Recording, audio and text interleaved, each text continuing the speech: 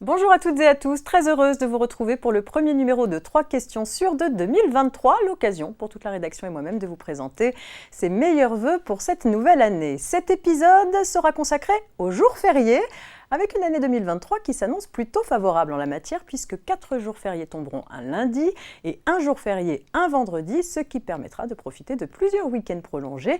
Et il y aura également le traditionnel pont de l'Ascension et même la possibilité cette année de faire un pont au 15 août. Vous avez été nombreux à nous interroger sur la prise de ces ponts et jours fériés ainsi que sur leur rémunération.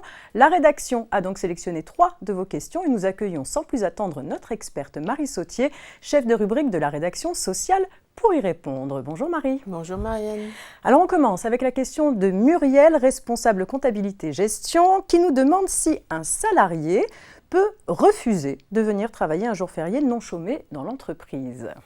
Alors, il faut tout d'abord préciser que le Code du travail ne prévoit pas que les jours fériés soient obligatoirement chômés, sauf pour le 1er mai, pour les jeunes de moins de 18 ans et en Alsace-Moselle.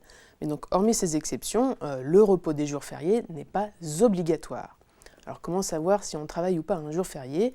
Il faut se reporter à la convention collective ou à l'accord d'entreprise. Si ces textes ne prévoient rien, eh bien c'est l'employeur qui va décider si les jours fériés sont travaillés ou chômés dans l'entreprise. D'accord. Donc maintenant, pour répondre directement à Muriel, que se passe-t-il si un salarié ne veut pas venir travailler un jour férié qui n'est pas chômé ? Eh bien, la Cour de cassation nous dit que l'employeur est autorisé à pratiquer une retenue sur le salaire du salarié. Donc ça veut dire que le salarié ne sera pas payé pour cette journée d'absence. Très bien, merci pour ces précisions importantes. On s'intéresse maintenant à la question de Séverine, responsable comptabilité gestion également. La voici.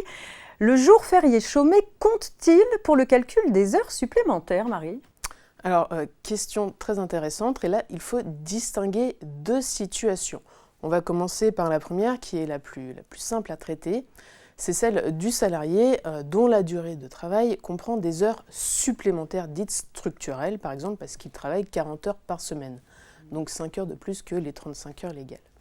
Alors, si durant sa semaine qui comprend un jour férié chômé, le salarié va effectivement travailler moins de 35 heures, compte tenu de ce jour férié chômé.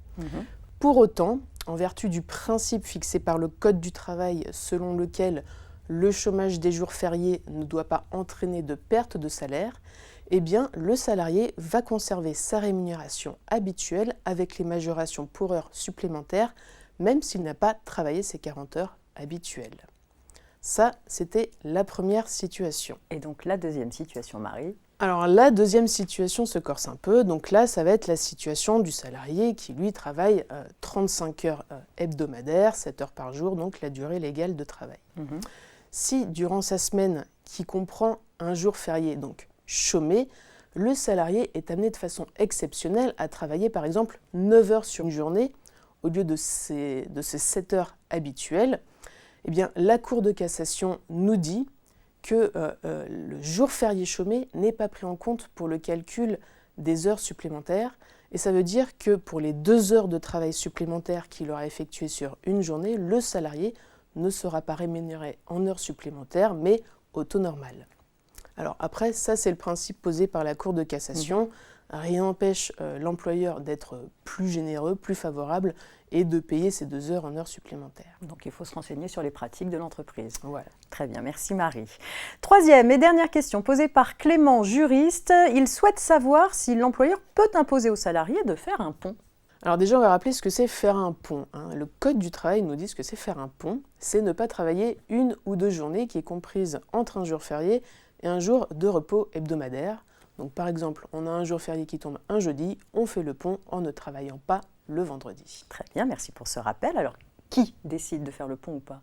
Alors là, le Code du travail est muet par contre sur ce sujet. Donc, hormis un accord d'entreprise ou un usage d'entreprise qui prévoirait de faire le pont, c'est l'employeur qui décide si les salariés vont faire le pont ou non.